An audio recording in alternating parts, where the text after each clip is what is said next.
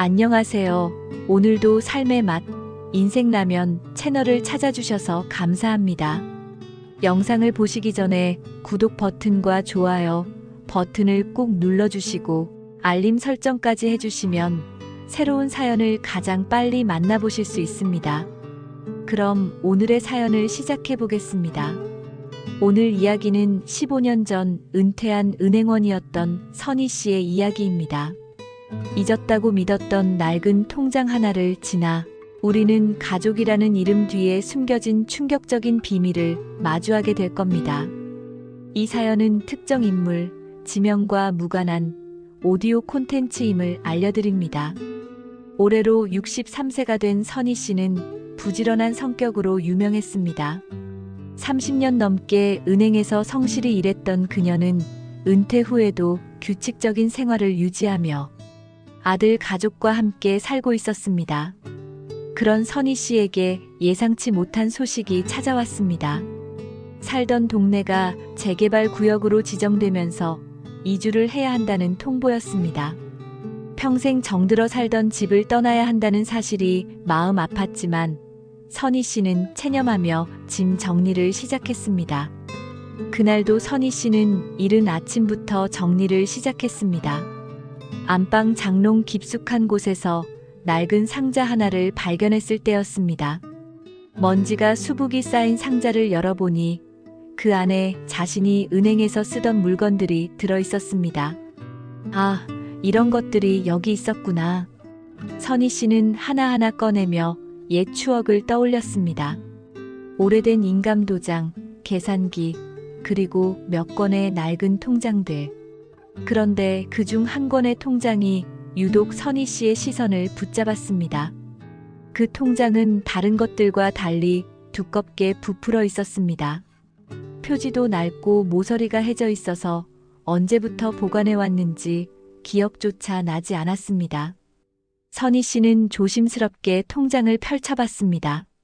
첫 페이지부터 놀라운 내용이 펼쳐졌습니다. 5년 전부터 시작된 송금 기록들이 빼곡히 적혀 있었습니다. 매월 일정한 날짜에 상당한 금액이 한 사람의 계좌로 이체되어 있었습니다. 이게 뭐지?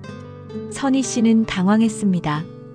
분명히 자신의 통장인데 이런 큰 금액의 송금을 한 기억이 전혀 없었습니다. 통장을 더 자세히 살펴보니 송금받는 사람의 이름이 적혀 있었습니다. 김유진, 며느리의 이름이었습니다. 선희 씨는 통장을 꽉 움켜잡고 주저앉았습니다. 머릿속이 복잡해졌습니다. 왜 자신이 며느리에게 이렇게 큰 돈을 정기적으로 보냈을까요? 그리고 왜 그 기억이 전혀 나지 않는 걸까요? 며느리 유진 씨는 선희 씨에게 정말 좋은 며느리였습니다. 5년 전 아들과 결혼할 때부터 지금까지 시어머니에게 한 번도 큰 소리 낸 적이 없었습니다. 매일 아침 시어머니 방에 들러 안부를 묻고 좋아하시는 반찬을 챙겨드렸습니다. 결혼 후 유진 씨는 작은 수제 액세서리 공방을 운영하고 있었습니다. 공방 이름은 별의 조각이라고 했습니다. 하지만 수익이 그리 크지 않아 보였는데 어떻게 생활비를 충당하는지 궁금했었습니다. 하지만 통장을 발견한 후 선희 씨는 며느리를 보는 시각이 달라졌습니다. 혹시 내가 기억을 잃은 사이에 며느리가 나를 이용한 걸까? 하는 의심이 들기 시작했습니다. 최근 들어 자주 깜빡하는 일이 늘었던 것도 신경 쓰였습니다. 가스불을 끄는 것을 잊거나 약속 시간을 혼동하는 일들이 종종 있었습니다. 혹시 더 심각한 기억 문제가 있었는데 며느리가 그것을 악용한 건 아닐까요? 그날 저녁 선희 씨는 아들 민수 씨를 불렀습니다. 민수야, 엄마가 물어볼 게 있어. 네, 어머니. 무슨 일이세요? 내가 요즘 깜빡하는 일이 많지 않았나? 심각한 정도로 말이야. 민수 씨는 의외의 질문에 잠시 당황했습니다. 아니요, 어머니. 나이 드시면서 조금씩 그러시는 건 자연스러운 거 아닌가요? 특별히 걱정할 정도는 아니에요. 그럼 유진이가 혹시 내 통장이나 인감을 빌려달라고 한 적 있나? 왜 갑자기 그런 걸 물어보세요? 무슨 일 있었어요? 선희 씨는 더 묻고 싶었지만 아들이 이상하게 여길까봐 그만뒀습니다. 하지만 마음속 의심은 점점 커져갔습니다. 며칠 후 유진 씨가 급한 일로 외출해야 한다며 하루 집을 비운다고 했습니다. 선희 씨에게는 절호의 기회였습니다. 혹시 다른 증거가 있는지 찾아볼 수 있는 기회 말입니다. 선희 씨는 유진 씨가 평소 사용하는 서류함을 조심스럽게 살펴봤습니다. 대부분은 공방 관련 서류들이었지만 한 폴더에서 은행 관련 서류들을 발견했습니다. 첫 번째 서류를 펼쳐보는 순간 선희 씨는 그 자리에 주저앉을 뻔했습니다. 그것은 자신의 계좌에서 유진 씨의 계좌로 이체된 상세한 기록이었습니다. 날짜를 확인해 보니 정확히 통장의 기록과 일치했습니다. 더 충격적인 것은 그 서류에 적힌 메모였습니다. 어머니 깜빡하심. 이번 달 생활비 미리 받아놓기. 어머니께서 주시겠다고 하심. 감사히 받겠다고 말씀드림. 어머니 기억 나빠지시는 것 같음. 조심해서 처리하기. 선희 씨는 믿을 수 없었습니다. 며느리가 자신의 기억력 저하를 악용해서 돈을 빼돌리고 있었던 것입니다. 그런데 서류 뭉치 맨 아래에서 또 다른 문서를 발견했습니다. 그것은 부동산 관련 서류였습니다. 유진 씨가 최근에 작은 오피스텔을 구입한 기록이었습니다. 공방 수익으로는 절대 살 수 없는 금액이었습니다. 그렇다면 이 돈의 출처는? 선희 씨의 분노가 치밀어 올랐습니다. 5년 동안 믿고 살았던 며느리가 자신의 약해진 기억력을 이용해 돈을 빼돌리고 심지어 부동산까지 구입했다는 사실이 믿어지지 않았습니다. 유진 씨가 돌아온 다음 날 선희 씨는 며느리와 단둘이 이야기할 기회를 만들었습니다. 아들은 회사에 간 상태였고 집에는 둘만 남아 있었습니다. 유진아, 잠깐 이야기 좀 하자. 선희 씨의 목소리에는 평소와 다른 무게감이 실려 있었습니다. 유진 씨는 뭔가 심상치 않음을 감지했지만 조용히 시어머니 방으로 들어갔습니다. 어머니, 무슨 일이세요? 너 내가 뭘 발견했는지 아니? 선희 씨는 통장과 서류들을 유진 씨 앞에 펼쳐 놓았습니다. 유진 씨는 그것들을 보자마자 얼굴이 하얗게 질렸습니다. 이게 뭐냐? 설명해봐. 유진 씨는 한참 동안 말을 하지 못했습니다. 입술이 파르르 떨렸지만 어떤 말도 나오지 않았습니다. 5년 동안 내 기억력이 나빠지는 걸 이용해서 이렇게 돈을 빼돌렸단 말이야? 나를 이렇게 속이고 있었어? 어머니, 그게 아니에요.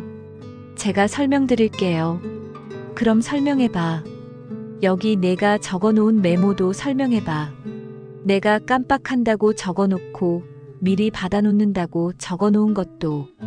유진 씨는 더욱 당황했습니다. 자신이 적어놓은 메모가 이렇게 오해받을 줄은 몰랐습니다. 어머니, 정말 그게 아니에요. 제가. 그리고 이 오피스텔은 뭐야? 공방 수익으로 이런 걸 살 수 있어? 내 돈으로 산 거 아니야? 하지만 유진 씨는 더 이상 말을 하지 않았습니다. 어떻게 설명해야 할지 몰라 그저 고개를 숙이고 눈물만 흘릴 뿐이었습니다. 그날 저녁 민수 씨가 집에 돌아오자마자 선희 씨는 그를 불렀습니다. 민수야, 너 앉아봐. 중요한 얘기가 있어. 민수 씨는 어머니의 심각한 표정을 보고 불안해했습니다. 어머니, 무슨 일이에요?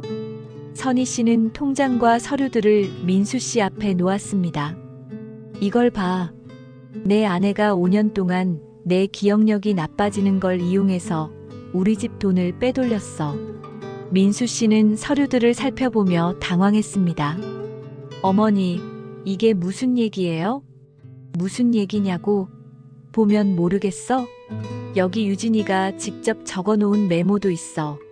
내가 깜빡한다고 미리 받아놓겠다고. 민수 씨는 서류를 자세히 살펴보며 혼란스러워했습니다. 분명히 아내의 글씨였고 내용도 의심스러웠습니다. 어머니, 분명히 오해가 있을 거예요. 유진이가 그럴 사람이 아니에요. 오해라고? 이 증거를 보고도 오해라고 하는 거야? 심지어 내 돈으로 오피스텔까지 샀는데 유진이가 오피스텔을 샀다고요? 민수 씨도 이 사실은 몰랐습니다.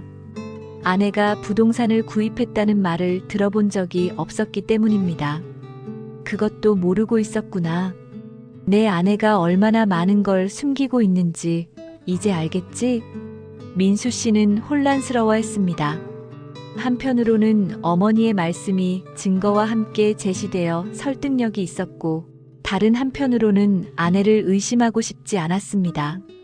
그날 밤 민수 씨는 아내 유진 씨와 이야기를 나눴습니다. 유진아, 어머니가 하신 말씀이 사실이야? 그리고 오피스텔을 샀다는 것도? 유진 씨는 한참 동안 아무 말도 하지 않았습니다. 왜 나한테 오피스텔 산 얘기를 안 했어? 그리고 그 돈은 어디서 난 거야? 미안해, 오빠. 정말 미안해. 미안하다고? 그럼 정말 어머니 말씀이 맞는 거야? 아니야. 정확히는 그게 아니야. 하지만 지금은 설명할 수가 없어. 민수 씨는 더욱 답답했습니다. 아내의 반응이 오히려 어머니의 의심을 뒷받침하는 것 같았습니다. 그렇게 어수선한 날들이 며칠 지났을 때 유진 씨는 견딜 수 없었습니다. 시어머니와 남편의 오해를 더 이상 방치할 수 없다고 생각했습니다. 사실 유진 씨에게는 숨길 수밖에 없었던 사연이 있었습니다. 유진 씨의 아버지는 오래전에 돌아가셨습니다. 하지만 돌아가시기 전에 선희 씨에게 큰 신세를 졌었습니다. 아버지는 사업 실패로 빚을 지게 되었는데 당시 은행 직원이었던 선희 씨가 개인적으로 여러 번 도움을 주셨던 것입니다.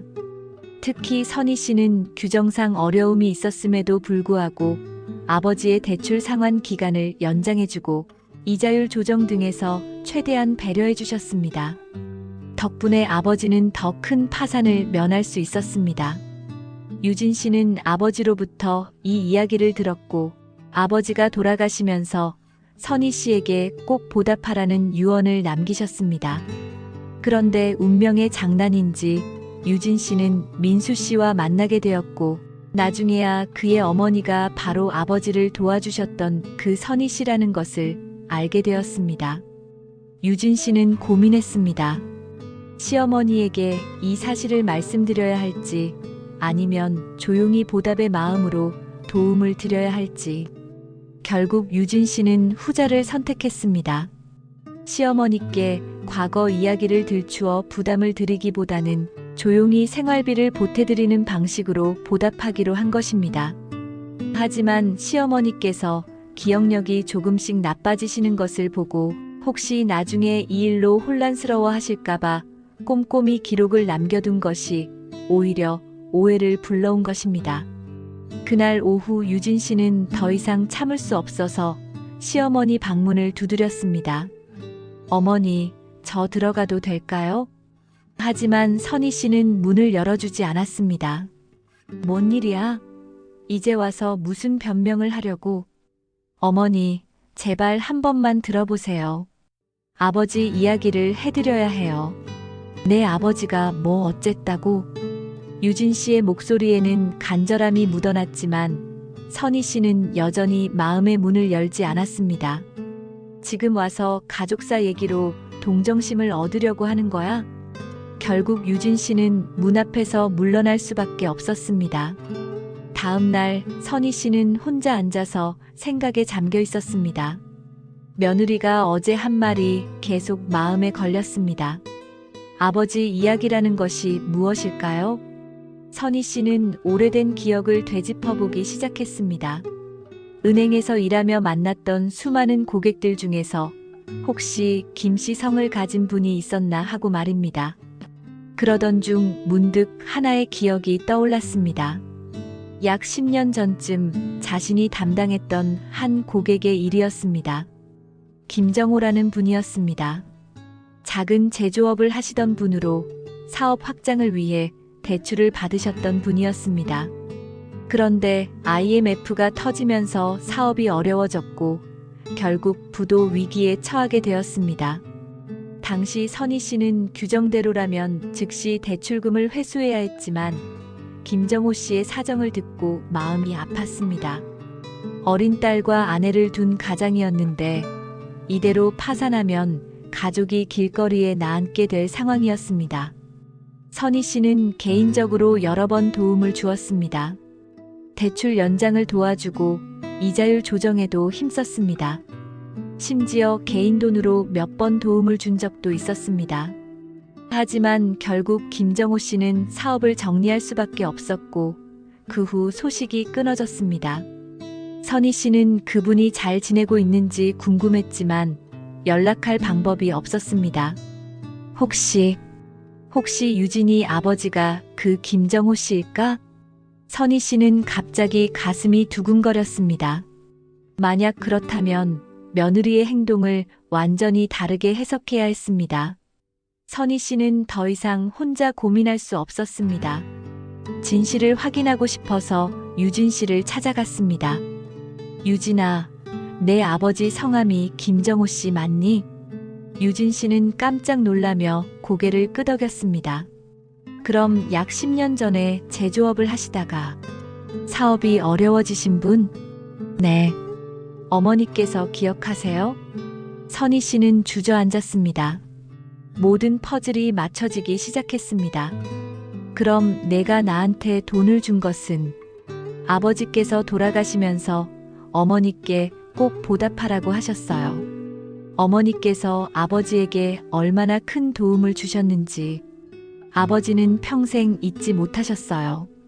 유진 씨의 눈에 눈물이 맺혔습니다.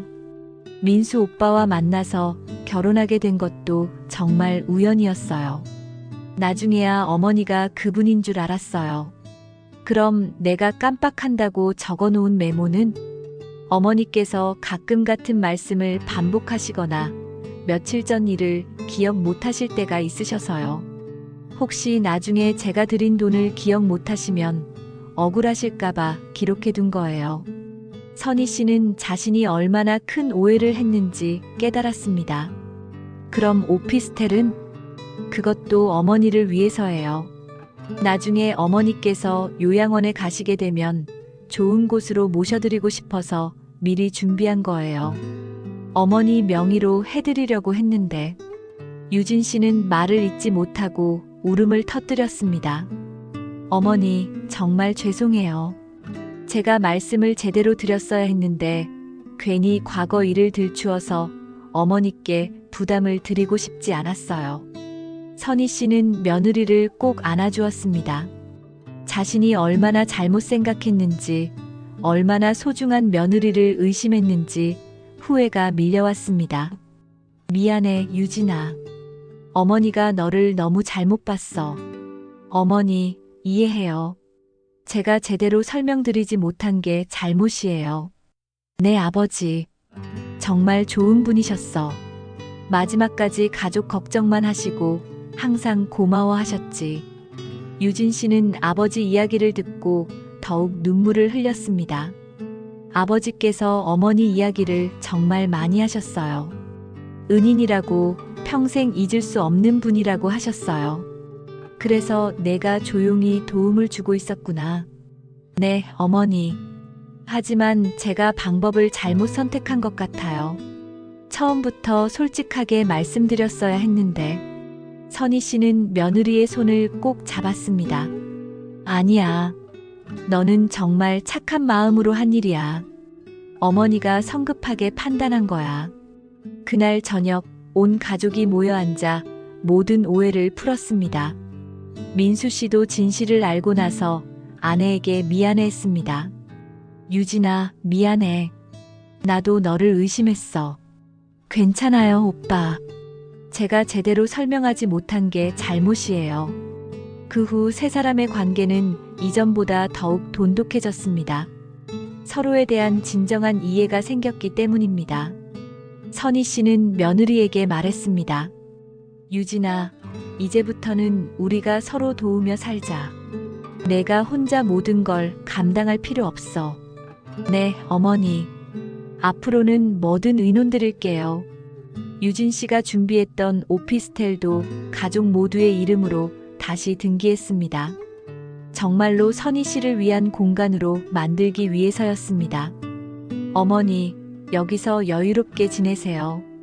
공방도 이곳으로 옮겨서 함께 일해요. 그래, 좋은 생각이야. 함께 일하면 더 즐거울 거야. 어느 날 선희 씨는 며느리에게 궁금한 것을 물어봤습니다. 유진아, 공방 이름을 왜 별의 조각이라고 지었어? 유진 씨는 잠시 망설이다가 대답했습니다. 사실은 어머니 때문이에요. 민수 오빠가 어렸을 때 어머니께서 별 모양 펜던트를 잃어버리셨다고 하더라고요. 그때 정말 속상해 하셨다고. 아, 그 펜던트. 우리 어머니가 주신 거였는데. 네, 그래서 그 이름을 공방에 지어드리고 싶었어요. 잃어버린 별의 조각들이 다시 모여서 완전한 별이 되기를 바라는 마음으로요. 선희 씨는 또 한 번 감동했습니다. 며느리의 세심한 배려에 마음이 따뜻해졌습니다. 고마워, 유진아. 정말 고마워. 1년 후 유진 씨는 건강한 아들을 낳았습니다. 선희 씨는 손주를 처음 안아보는 순간 감동의 눈물을 흘렸습니다. 우리 예쁜 손주야. 할머니가 얼마나 기다렸는지 몰라. 아이는 할머니 품에서 평화롭게 잠들어 있었습니다. 어머니, 아이 이름을 별찬이라고 지으면 어떨까요? 별의 조각에서 따온 거예요. 별찬이? 좋은 이름이네. 의미도 좋고, 별처럼 밝게, 그리고 찬란하게 자라라는 뜻이에요. 선희 씨는 손주의 이름이 마음에 들었습니다. 별의 조각이라는 이름이 이제는 가족의 상징이 되었습니다. 민수 씨도 아버지가 된 기쁨을 감추지 못했습니다. 어머니, 저희 아들이 어머니를 닮아서 따뜻한 마음을 가질 거예요. 무슨 소리야? 아빠, 엄마를 닮아야지. 세 사람은 아이를 중심으로 더욱 단단한 가족이 되었습니다. 3년이 흐른 어느 날, 선희 씨는 창밖을 바라보며 지난 시간을 돌아봤습니다. 진실은 처음엔 아프지만 결국 모든 것을 치유해주는구나. 거실에서는 며느리 유진 씨가 손주 별찬이와 함께 새로운 액세서리를 만들고 있었습니다. 이제 3살이 된 별찬이도 엄마와 할머니의 일을 도우며 자라고 있었습니다. 할머니, 이것 봐요. 제가 만든 별이에요. 별찬이가 조그만 별 모양 장식을 자랑스럽게 보여줬습니다. 우와, 정말 예쁘다. 할머니가 어렸을 때 가지고 있던 것과 비슷하네. 엄마가 가르쳐 주셨어요. 이 별에는 특별한 의미가 있다고 하셨어요. 그래, 우리 가족의 상징이야. 별찬이가 만든 게 가장 예쁘네. 선희 씨는 손주와 며느리가 함께 일하는 모습을 보며 행복했습니다. 3대가 함께 이어가는 전통이 된 것입니다. 저녁이 되어온 가족이 모여 식사를 하면서 선희 씨는 마지막으로 하고 싶은 말이 있었습니다. 얘들아, 할머니가 중요한 말이 있어. 네, 할머니. 무슨 말씀이세요? 별찬이가 고개를 들었습니다. 가족끼리는 항상 솔직해야 해요. 좋은 일이든 힘든 일이든 함께 나누어야 합니다. 혼자 감당하려고 하면 오해가 생길 수 있어요. 네, 할머니. 약속할게요. 별찬이가 진지하게 대답했습니다. 네, 어머니. 저희도 항상 마음을 열고 대화할게요. 민수 씨와 유진 씨도 고개를 끄덕였습니다. 3대가 서로를 바라보며 따뜻하게 웃었습니다. 별의 조각들이 모여서 완성된 아름다운 별처럼 이들의 가족도 완성되었습니다. 그날 밤 선희 씨는 창밖의 별들을 바라보며 생각했습니다. 인생에서 가장 큰 보물은 돈도 명예도 아닌 바로 진정한 가족이라는 것을, 그리고 그 가족은 혈연으로만 만들어지는 것이 아니라 서로에 대한 이해와 사랑, 그리고 무엇보다 진실한 소통으로 완성되는 것이라는 걸 말입니다. 별들은 밤하늘에서 조용히 반짝이며 이 가족의 행복한 미래를 축복하고 있는 것 같았습니다. 이것으로 오늘의 사연을 마칩니다. 가족이란 혈연으로만 이루어지는 것이 아니라 서로를 이해하고 용서하는 마음으로 완성되는 것 같습니다. 때로는 선의가 오해를 불러일으킬 수 있지만 진실과 사랑으로 극복할 수 있다는 것을 보여주는 이야기였습니다. 무엇보다 가족 간에는 솔직한 소통이 가장 중요하다는 교훈을 얻을 수 있었습니다. 좋은 의도라도 숨기면 오해가 될 수 있으니 마음을 열고 대화하는 것이 필요합니다. 오늘도 삶의 맛, 인생 라면을 들어주셔서 감사합니다. 다음에도 더 좋은 이야기로 찾아뵙겠습니다. 구독과 좋아요, 알림 설정 잊지 마시고 여러분의 소중한 하루 되세요.